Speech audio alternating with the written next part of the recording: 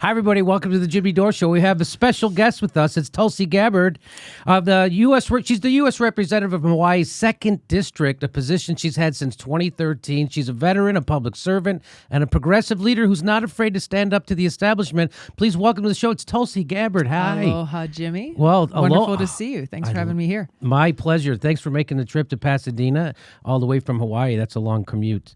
So,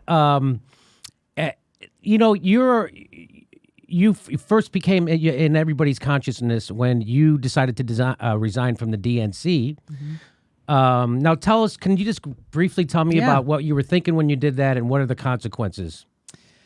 So in early 2016, as the presidential primaries were starting to heat up, as an officer of the DNC, as a vice chair, I knew that officers of the DNC needed to remain neutral.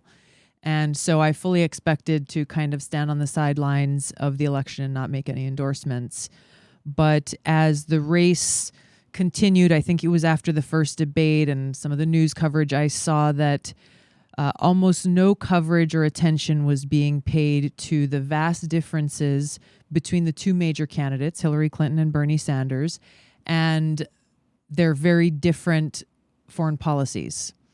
It was almost as though people kind of said, well, Secretary of State Clinton is a foreign policy expert, and Bernie Sanders has these other issues without actually challenging both of them on their positions. So I saw a vast difference between Secretary Clinton's history and policies that were very hawkish and very interventionist, and that have proven to be very costly and counterproductive to our country over the years, versus Bernie Sanders' general non-interventionist foreign policy perspective.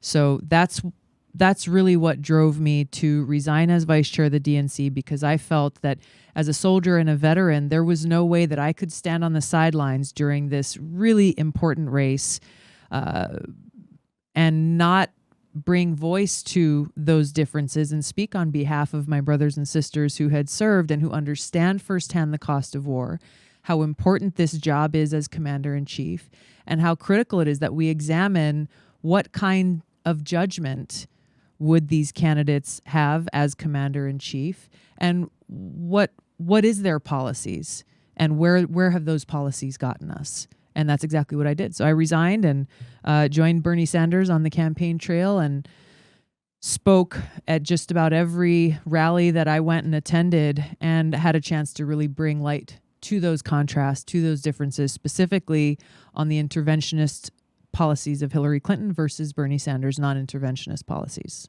So why is it that I remember some kind of conflict between the amount of debates? Did you? That happened previously. Okay. Previous to my you resignation. You got uninvited to something, didn't you? Yeah, I was going to go, and actually I was invited and was going to go and attend the first debate, which was held in Las Vegas.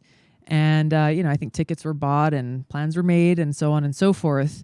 But I had made very clear, both in private and then later in public, about my differences with the decision that was made by then DNC Chair Debbie Wasserman Schultz about the fact that for the first time, the DNC was going to not only limit the debates to 6 sanctioned DNC debates, but that if any candidate participated in a quote-unquote non-sanctioned debate, then they would be barred from attending any future DNC-sanctioned debates.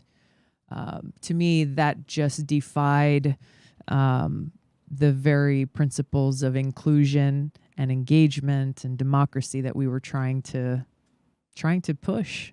Okay, and that's when you so said I kept, something. I kept making this a point in the hopes that it would actually change, so that we could add more debates and not threaten to punish people who are trying to earn voters' attention and support for actually engaging with them. And eventually that we got a message from her chief to my chief saying, well, if she's going to keep making noise about this publicly, then she really shouldn't come to the debate. So that's amazing.